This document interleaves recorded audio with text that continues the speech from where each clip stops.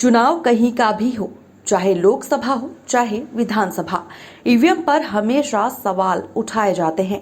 लगातार ईवीएम को लेकर कांग्रेस ने बीजेपी पर निशाना साधा है। वहीं अब लोकसभा में बीजेपी ने 400 पार का दावा किया है, जिसे लेकर छत्तीसगढ़ में घमासान मचा हुआ है और पक्ष विपक्ष आमने सामने है।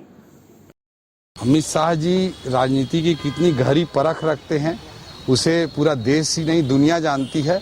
और अगर उन्होंने कोई कमेंट किया है तो बहुत गहराई के साथ, विश्लेषण के साथ उन्होंने निश्चित रूप से अपना वक्तव्य दिया है। और मोदी जी के नाम की लहर ही नहीं, सुनामी है।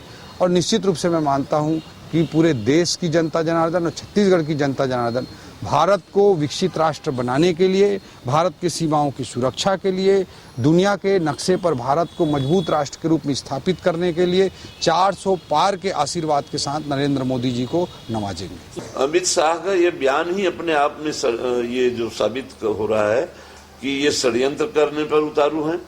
पिछले चुनाव में भी हम लोगों ने कई चुनाव में देखा है कि जो आंकड़े दावा करते हैं वो उसी के आसपास परिणाम आते हैं।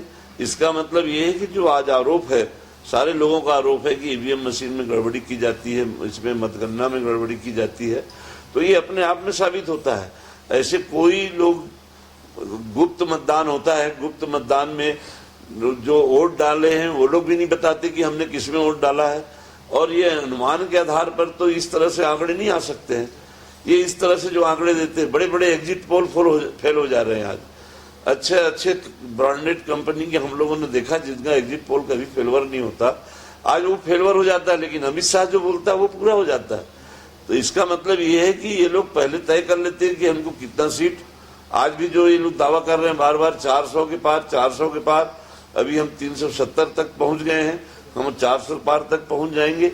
ये अपने आप में पूरी तरह से ये साबित करता है कि ये लोग किसी न किसी पुनः फिर से बड़े षड्यंत्र को अंजाम देने में लगे हुए हैं और जितना चाहते हैं उतना धांधलियां कर रहे होंगे और उसके अनुरूप अपना नतीजा लाने की कोशिश ये लोग षड्यंत्र करके कर रहे हैं।